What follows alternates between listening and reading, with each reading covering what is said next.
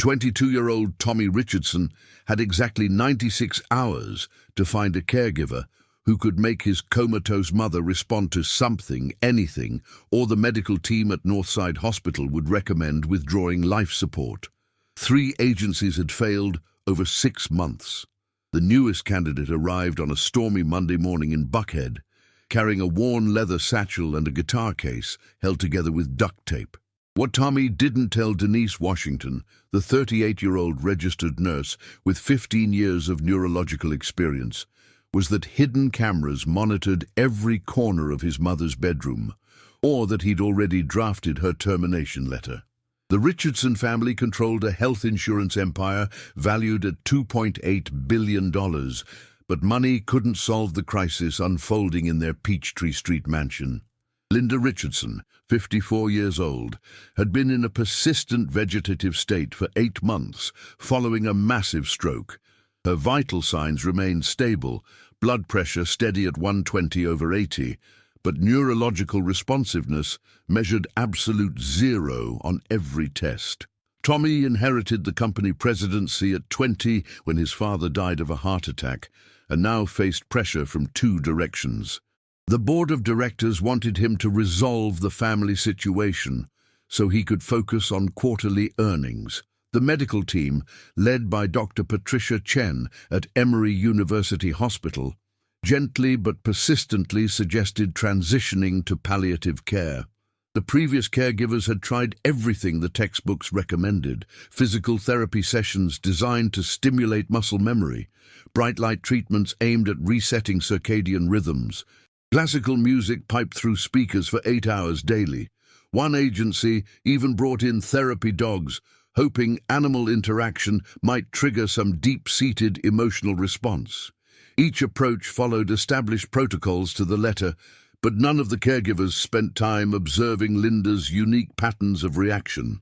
They measured success in broad strokes rather than subtle changes, and when improvements didn't appear within their expected timeframes, they recommended the family consider more realistic expectations. The financial cost was bleeding the family $47,000 monthly in specialized home care, but the emotional price was steeper. Tommy had never processed his father's sudden death, never learned to navigate human vulnerability without hiding behind corporate efficiency and technological solutions.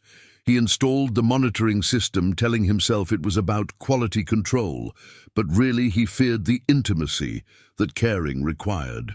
Denise Washington arrived with something the others lacked: curiosity about the woman lying silent in that king-sized bed. During her interview in the study overlooking Piedmont Park, she asked questions that caught Tommy off guard. What was your mother's favorite song when you were little? Did she sing to you? What made her laugh? When he struggled to answer, admitting he'd been away at boarding school and then Georgia Tech for most of his teenage years, Denise nodded thoughtfully and made a request that seemed almost inappropriate. I'd like to spend 30 minutes alone with her, if that's okay. No evaluation forms, no medical checklist, just to see who she is.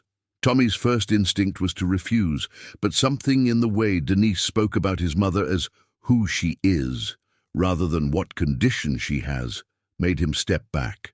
He watched from his laptop in the kitchen, the security feed showing Denise sitting beside the bed, not speaking or doing anything medical. She simply observed.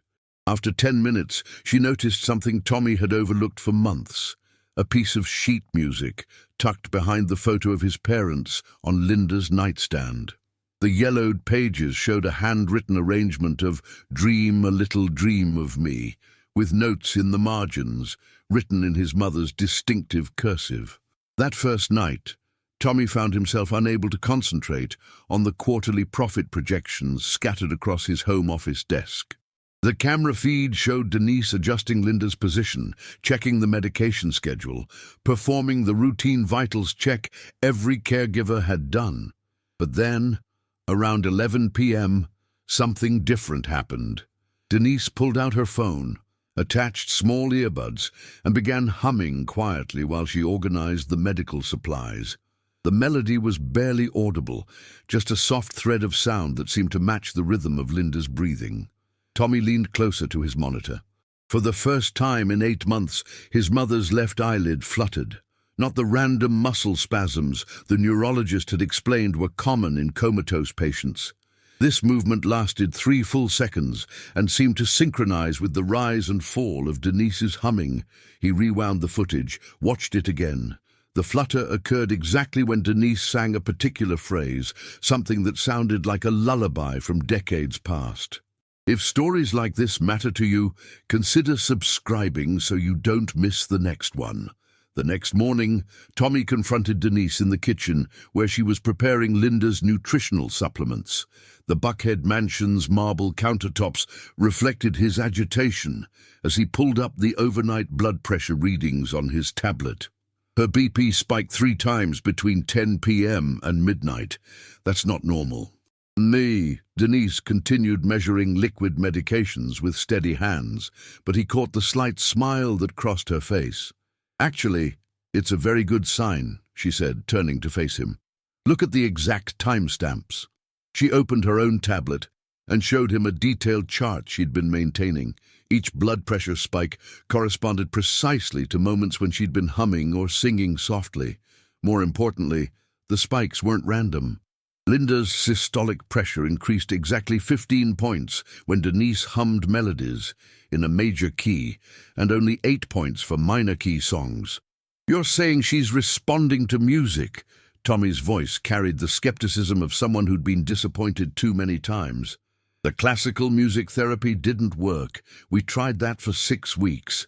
Denise set down the measuring cup and looked at him with the patience of someone who'd spent 15 years explaining complex medical concepts to worried families.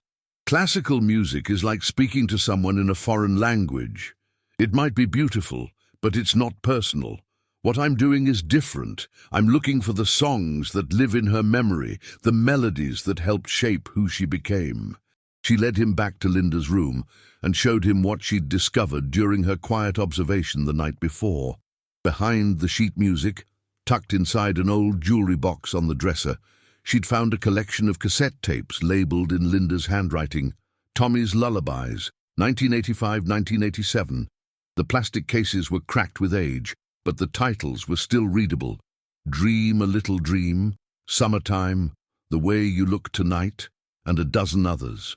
"Your mother made these when you were a baby," Denise explained. "She recorded herself singing so you could hear her voice even when she wasn't in the room. The home health aide from the first agency told me you used to fall asleep to these every night until you were 4 years old." Tommy stared at the tapes, feeling a strange combination of embarrassment and wonder. He remembered those songs, not consciously, but in the way childhood memories live in the body rather than the mind. His mother's voice singing him to sleep, the particular way she'd hum while folding laundry or preparing dinner. Those sounds had been the backdrop of his early years, before boarding school and corporate responsibilities created distance between them. Over the next week, Denise developed what she called a memory map of Linda's musical history. She spent hours talking to Mrs. Henderson, the family housekeeper who'd worked for the Richardsons for 23 years, learning about Linda's favorite radio stations, the songs she'd played during dinner parties, the music that always made her dance while cooking Sunday breakfast. Armed with this information, Denise created carefully timed playlists designed to test which musical memories remained accessible in Linda's brain. The results were undeniable. When Denise played Nat King Cole's version of Unforgettable, Linda's heart rate increased 12 beats per minute and her breathing deepened. Frank Sinatra's The Way You Look Tonight triggered subtle movements in her right hand, fingers curling and uncurling in what looked almost like an attempt to keep rhythm. Most remarkably, a 1960s recording of What a Wonderful World by Louis Armstrong caused Linda's eyes to move beneath closed lids, the rapid eye movement that typically indicated dream sleep. But Tommy's growing excitement was matched by increasing pressure from the medical establishment. Dr. Chen arrived for the weekly evaluation with a colleague from the neurology department at Grady Hospital, both skeptical of what they termed non-evidence-based interventions. They'd reviewed the data Tommy had eagerly shared about blood pressure changes and heart rate variations, but their interpretation differed significantly from Denise's optimistic assessment. These physiological responses could indicate distress rather than awareness, Dr. Chen explained during a tense conference in Tommy's study. We've seen cases where auditory stimulation agitates comatose patients, causing their bodies to react as if trying to escape an uncomfortable situation. Without clear evidence of conscious response, we can't rule out that the music is actually causing suffering. The neurologist from Grady was more direct. Mr. Richardson, I understand your desire to explore every option, but false hope can be more cruel than acceptance. Your mother has shown no significant improvement in cognitive function. These minor physiological changes don't indicate consciousness, and prolonging treatment based on ambiguous responses isn't in her best interest or yours. Tommy felt the familiar weight of authority pressing down on him. The same sensation he'd experienced in countless board meetings where older, more experienced voices suggested his youth made him unsuitable for crucial decisions. The logical part of his mind recognized the doctor's expertise. They'd seen hundreds of cases like his mother's, understood the medical realities in ways he never would. But something deeper, more instinctive, rebelled against their conclusion. That night he made a decision that surprised everyone, including himself. Instead of watching the security feed from his office, he knocked on his mother's bedroom door and asked if he could sit with Denise during her evening routine. What he witnessed over the next 2 hours changed his understanding of both caregiving and leadership. Denise worked with a precision that reminded him of the best executives he'd ever observed, but her focus was entirely different. She monitored Linda's vitals constantly, but she also watched for micro-expressions, changes in skin color, variations in breathing patterns that the machines couldn't measure. When she played music, it wasn't random background noise. Each song was chosen strategically, timed to match Linda's natural rhythms, adjusted based on her responses from previous sessions. "Watch her left hand when I play this next song," Denise whispered, queuing up a recording of Ella Fitzgerald singing Summertime. Yesterday, her pinky finger moved just slightly during the instrumental bridge. If it happens again, it means she's not just hearing the music, she's anticipating it. Tommy held his breath as the familiar jazz melody filled the room. Fitzgerald's voice, warm and honeyed, sang about living easy and jumping high, and exactly where Denise had predicted, Linda's pinky finger moved. Not a random muscle spasm, but a deliberate tap that matched the piano's rhythm. One tap, then two, then a pause, then 3 more taps that perfectly aligned with the song's distinctive swing beat. "She's keeping time," Tommy whispered, his voice filled with amazement. "She's actually keeping time to the music." Denise nodded, making notes on her tablet about the exact timing and duration of Linda's response. Music lives in a different part of the brain than language or voluntary movement. Stroke victims can lose the ability to speak, but still remember every word of songs they learned decades ago. Your mother's musical memory is intact, and more importantly, it's connected to her motor functions. Share your take in the comments. What felt like the turning point for you? Over the following days, Tommy found himself spending more time in his mother's room and less time in corporate meetings. He rescheduled conference calls to observe Denise's afternoon sessions, postponed a crucial presentation to the board so he could witness his mother's growing responsiveness to specific musical cues. The $47,000 monthly care cost suddenly seemed not like an expense, but like the most important investment he'd ever made. The breakthrough came on a Thursday afternoon when Atlanta's October heat had finally given way to cooler air, and the windows in Linda's room were open for the first time in months. Denise was playing a playlist she'd compiled from the old cassettes, Linda's own voice singing lullabies from 30 years past. The sound quality was poor, the recording equipment primitive by modern standards, but something about hearing her own voice seemed to reach Linda in ways nothing else had. As her recorded voice sang, "Dream a little dream of me," Linda's eyes opened, not the unfocused, empty gaze that sometimes occurred during routine medical procedures, but clear, purposeful eye contact that found Tommy's face and held it. Her lips moved, forming what looked like words, though no sound emerged at first. Tommy leaned closer, his heart pounding so hard he could hear it over the gentle music. Then, in a voice barely above a whisper, Linda spoke her first word in 8 months. "Tommy!" The name hung in the air like a miracle. But Denise remained professionally focused, immediately checking Linda's vitals and motor responses, while Tommy sat frozen in amazement. Linda's eyes tracked movement as Denise moved around the room, her right hand lifted slightly when prompted, and most remarkably, she maintained eye contact for nearly 30 seconds at a time. "Can you squeeze my hand?" Denise asked, placing her fingers in Linda's palm. The response was weak but unmistakable, a deliberate pressure that lasted 3 seconds before releasing. "Good. Now try with your son." Linda's eyes moved to Tommy, and when he took her other hand, she squeezed with slightly more strength, as if recognizing the difference between her caregiver and her child. Dr. Chen arrived within an hour of Tommy's phone call, bringing 2 colleagues and a portable EEG machine.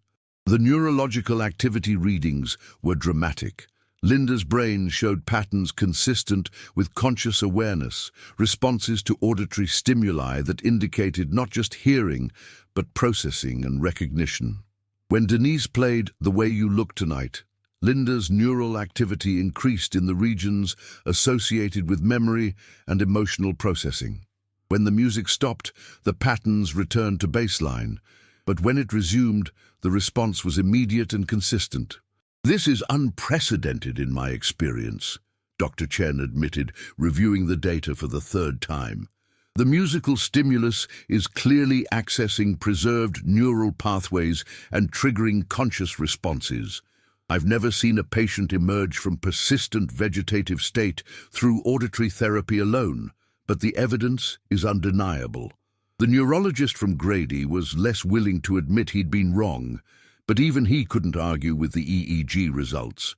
"We'll need to run additional tests, establish a new baseline, develop a proper protocol for this type of intervention," he said, already shifting into the methodical language of medical documentation. But Tommy was thinking beyond individual treatment protocols. As he watched his mother's eyes track the movement of people around her room, as he felt her fingers respond to his touch, as he heard her whisper his childhood nickname in a voice he'd thought was lost forever, a different kind of understanding began to take shape. The Richardson family insurance company had built its fortune on actuarial tables and risk assessment, on reducing human health to statistical probabilities and cost-benefit analyses. They covered standard treatments, approved procedures that appeared in medical textbooks, paid for interventions that could be measured and quantified according to established protocols. But what Denise had accomplished didn't fit neatly into any existing category. Her success came from seeing Linda as a complete person rather than a collection of symptoms, from understanding that healing sometimes required creativity and personalization rather than standardized approaches. That evening, Tommy called an emergency meeting of the company's board of directors. Instead of the usual quarterly projections and market analysis, he presented a different kind of business case. The conference room on the 40th floor of their downtown Atlanta headquarters fell silent as he described his mother's progress, showed them the medical data that documented her emergence from 8 months of unconsciousness through musical memory therapy. "We've been in the insurance business for 60 years, Tommy told the 12 board members seated around the polished conference table. "We've perfected the art of calculating risk and minimizing cost, but what happened to my mother suggests we've been missing something crucial. There are treatments that work, healing approaches that succeed, but they don't fit our current coverage models because they can't be standardized across large patient populations." Board member Patricia Wells, a woman in her 60s who'd worked with Tommy's father for 2 decades, leaned forward with interest. "Are you suggesting we expand coverage for experimental treatments?"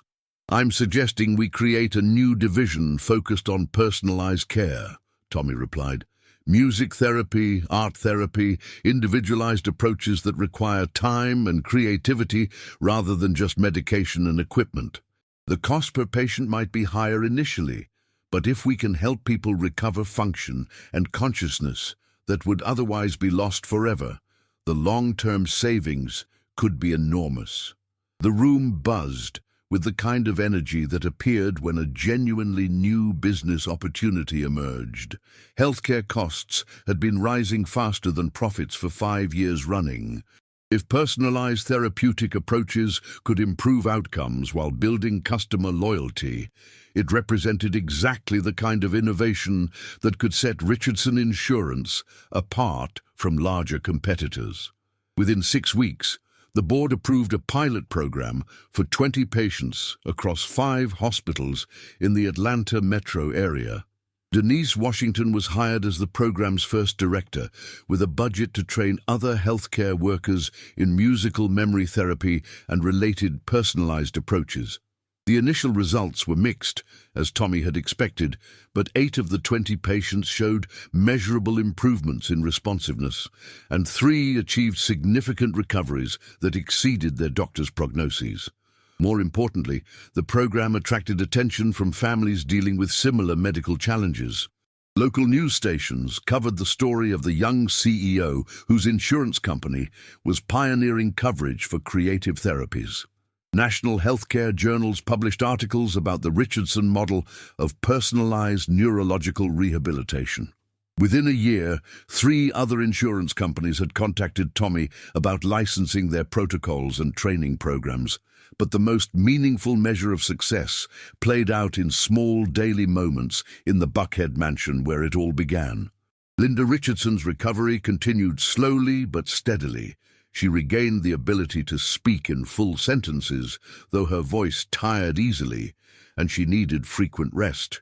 Her motor functions improved enough that she could feed herself soft foods and operate the controls on her adjustable bed. Most remarkably, her personality began to re-emerge, the humor and warmth that had been locked away during 8 months of unconsciousness. On a cold December morning, Tommy found his mother sitting in her wheelchair by the window overlooking Piedmont Park, humming along to the radio, while Denise helped her work through physical therapy exercises. The song was an old Nat King Cole standard, something about chestnuts roasting and Jack Frost nipping, and Linda's voice blended with the recording in a way that made the familiar melody sound new. "You know," Linda said during a pause in the music, her speech still slightly slurred but perfectly comprehensible, "I used to sing that song while I was pregnant with you. Your father said you'd kick every time Nat Cole came on the radio."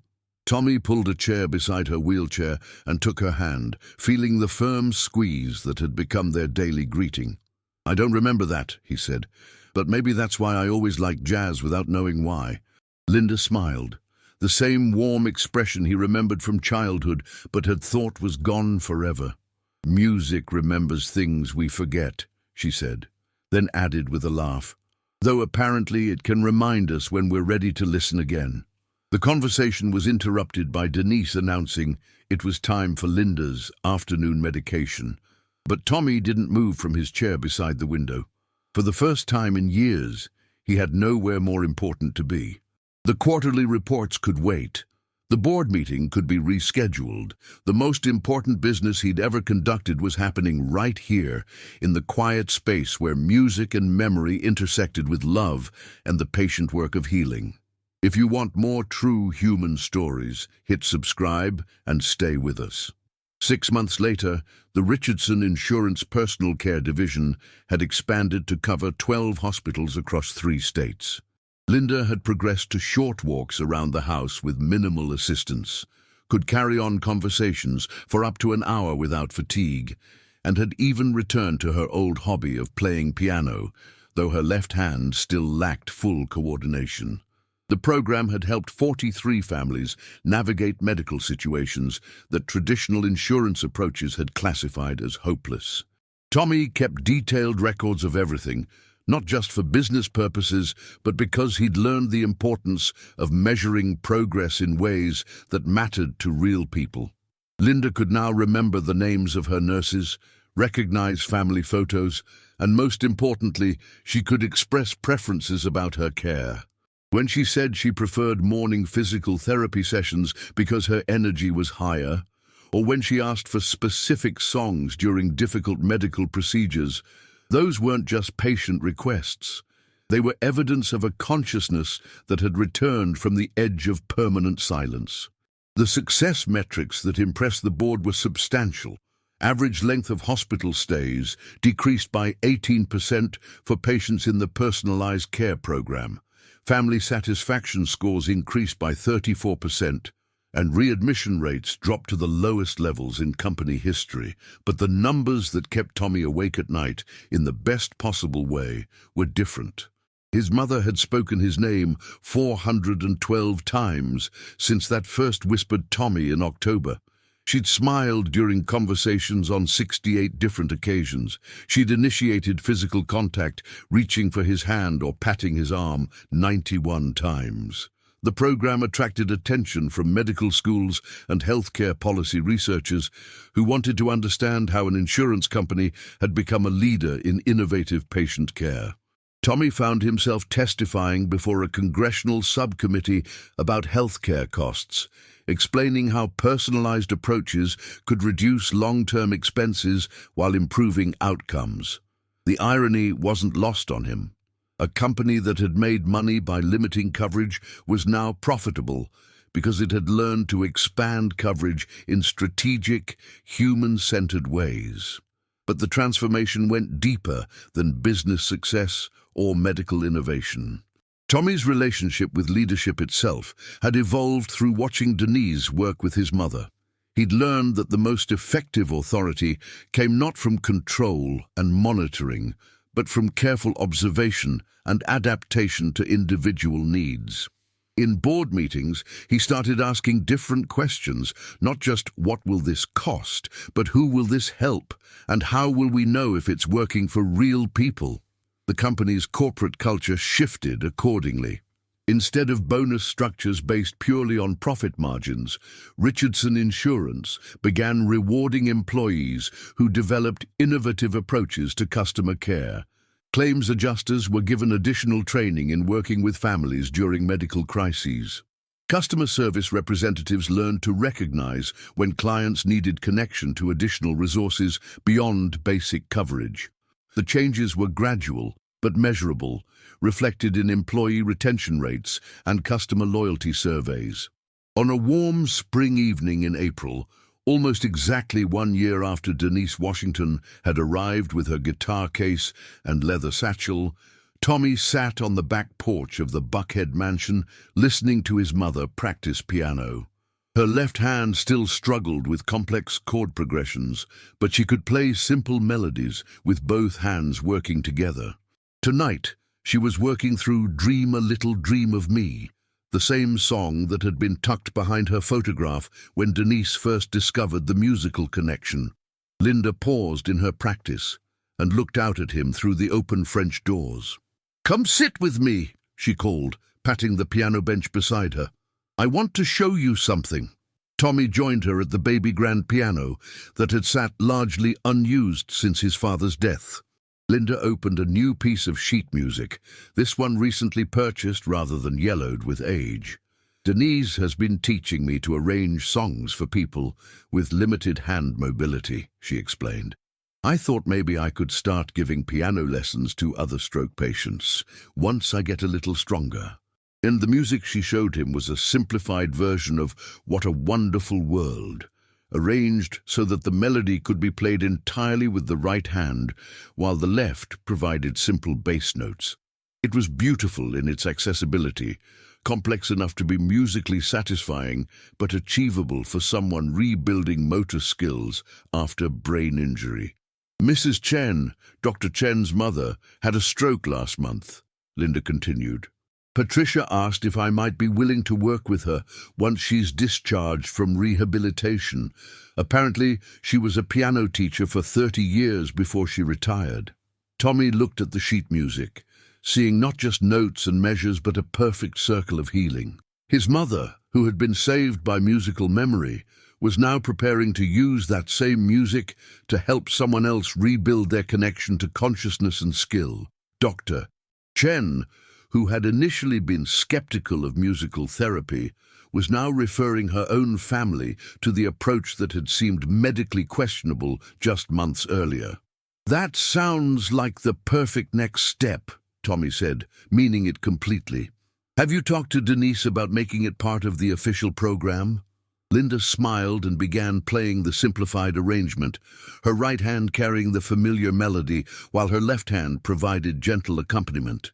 "She's already working on a training curriculum for family caregivers who want to learn musical therapy techniques. We're calling it the Memory and Music Project. The first workshop is scheduled for June." As she played, Tommy found himself humming along, his voice blending with the piano in a way that felt both nostalgic and forward-looking. The song was about seeing trees of green and red roses too, about thinking to yourself what a wonderful world it could be. Listening to his mother play it with hands that 8 months ago couldn't hold a coffee cup, in a house that had been silent with grief and was now filled with purposeful sound, Tommy understood that the lyrics weren't just hopeful sentiment. They were an accurate description of what patience and attention and love could accomplish when combined with professional skill and genuine curiosity about what healing might look like. The doorbell rang, interrupting their impromptu concert. Tommy opened the front door to find Denise Washington standing on the porch, carrying her familiar leather satchel and holding a bouquet of flowers from the garden center on Peachtree Street. "I hope you don't mind me stopping by without calling," Denise said. "I was in the neighborhood visiting the Hendersons. Mrs. Henderson asked me to check on her husband's recovery from his hip surgery, and I wanted to bring these for Linda." Tommy invited her in, struck by how naturally she'd become part of their extended family network. Mrs. Henderson, the housekeeper who'd worked for them for over 2 decades, lived in a small house in Grant Park that the Richardson family had helped her purchase years earlier. Her husband's recent surgery had been covered under the new personalized care program, with physical therapy that incorporated his lifelong love of woodworking into the rehabilitation exercises. Linda looked up from the piano with genuine delight when Denise entered the room. "Perfect timing," she said. "I just finished practicing the arrangement you suggested for Mrs. Chen. I think I'm ready to play it for her next week." Denise listened as Linda played through "What a Wonderful World" again, this time with more confidence and musical expression. When she finished, Denise applauded with the enthusiasm of someone who understood exactly how much effort and courage the performance represented. "That's beautiful, and she's going to love working with you," Denise said. "I talked to Dr. Chen yesterday about her mother's progress. She's regained most of her speech, but she's been feeling frustrated about losing fine motor control in her hands. Learning that she can still make music, even if it's different than before, could make all the difference." The three of them talked for another hour about the expanding program, about new techniques they were developing, about families they were helping navigate medical challenges that had seemed insurmountable just a year earlier. Tommy found himself taking mental notes, not for board presentations or quarterly reports, but because he wanted to remember these conversations, these moments when healing and business and human connection aligned in ways that made everything else seem more possible. When Denise prepared to leave, Linda hugged her with the kind of affection reserved for family members rather than healthcare providers. "Thank you," she said simply. But the words carried weight accumulated over months of patient work and gradual recovery. "Not just for what you did for me, but for showing Tommy how to see people instead of problems." Tommy walked Denise to her car, parked in the circular driveway under the magnolia trees that were just beginning to bloom. The April evening was warm enough for short sleeves, and the sounds of the city seemed distant from the quiet residential streets of Buckhead. "She's right, you know," Tommy said as Denise unlocked her car door. You did teach me how to see people instead of problems. That lesson changed everything." Denise smiled and placed her hand briefly on his arm, a gesture of friendship rather than professional courtesy. "You were ready to learn it," she said. "Sometimes we just need the right circumstances to become who we're supposed to be." As her car disappeared around the corner onto Peachtree Street, Tommy remained in the driveway for a few minutes, listening to his mother continue practicing piano inside the house. The music drifted through the open windows and mixed with the sounds of evening in Atlanta, traffic in the distance, birds settling into the oak trees, neighbors finishing their after-dinner walks. A year ago, he'd been a 21-year-old who inherited a fortune and a business, but didn't understand the difference between managing assets and caring for people.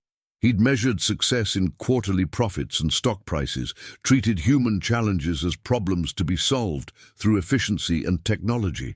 The young man who'd installed hidden cameras to monitor his mother's care had been so afraid of intimacy and vulnerability that he'd nearly missed the miracle of her recovery. Now he ran a company that had learned to make money by paying attention to what people actually needed rather than what standardized protocols suggested they should receive. The business model was more complex. The profit margins required more patience to develop, but the work felt sustainable in ways that pure cost-cutting never had. More importantly, he'd learned to show up for the people he cared about, to be present for the slow, daily work of healing and relationship that couldn't be delegated or automated. Tommy walked back inside, where Linda was closing the piano lid and organizing her sheet music for the next day's practice. The house felt different than it had a year ago, not just because his mother was conscious and mobile, but because it had become a place where people gathered to do meaningful work together. Denise stopped by regularly, not just for medical check-ins, but for conversations about program development and family updates. Dr. Chen visited monthly to monitor Linda's progress and consult on difficult cases in the personalized care program. Mrs. Henderson brought her husband by for coffee and piano music when his hip rehabilitation became discouraging. "I think I'm ready for bed," Linda said, turning off the piano light. "Will you help me with the evening medications?" Tommy followed her to the bedroom that had been transformed from a medical facility back into a personal space. The hospital bed had been replaced by a regular bed with adjustable features. The monitoring equipment had been reduced to essential items that Linda could operate herself. The walls displayed family photographs and artwork rather than medical charts and emergency instructions. As he helped organize the evening medications, a routine they'd developed together over months of gradual independence, Tommy reflected on how much his definition of success had evolved. The metrics that mattered most couldn't be captured in quarterly reports or board presentations. His mother's laugh when she successfully played a difficult passage, the phone call from a family whose father had regained speech through musical therapy, the employee who thanked him for approving coverage for her grandmother's art therapy sessions. Linda settled into bed with a book of poetry, something she'd rediscovered during her recovery and now read every evening before sleep. Tommy kissed her forehead, a gesture that had been impossible during the months when she was unconscious and felt miraculous now that it could be reciprocated. "Sweet dreams," he said, turning off the overhead light and leaving the bedside lamp on for her reading. "Dream a little dream of me," she replied, the same phrase she'd whispered to him as a child and now used as their evening goodbye. Tommy smiled and headed to his own room, thinking about the board meeting scheduled for tomorrow morning. He'd be presenting the quarterly results for the personalized care division, numbers that showed consistent growth in both patient outcomes and profitability. But he'd also be talking about the new partnership with Emory University School of Medicine, where they were developing training programs for healthcare workers interested in creative therapeutic approaches. And he'd be announcing the expansion of the Memory and Music Project to include family caregiver workshops, community programs for seniors, and collaboration with local schools to teach children how music could help grandparents with dementia. The business was thriving, But more importantly, it was creating value in ways that extended far beyond profit margins. Tommy had learned that sustainable success came from paying attention to what people needed most deeply, then finding ways to provide those things efficiently and compassionately. It was a more complex approach than traditional corporate efficiency models, but it was also more genuinely profitable because it created loyalty and trust that lasted for generations. As he prepared for sleep in the same house where he'd once watched his mother lie unconscious, Tommy felt grateful for the storm that had brought Denise Washington to their door with her guitar case and her willingness to see Linda as a complete person rather than a collection of medical problems. That willingness to look beyond standard protocols, to trust in the healing power of personal connection and creative approaches, had saved his mother's life and taught him how to build a business worth running. The last thing he heard before falling asleep was the faint sound of his mother turning pages in her poetry book, alive and conscious and preparing for another day of recovery, music, and the patient work of helping other families discover what healing could look like when approached with both professional skill and genuine love.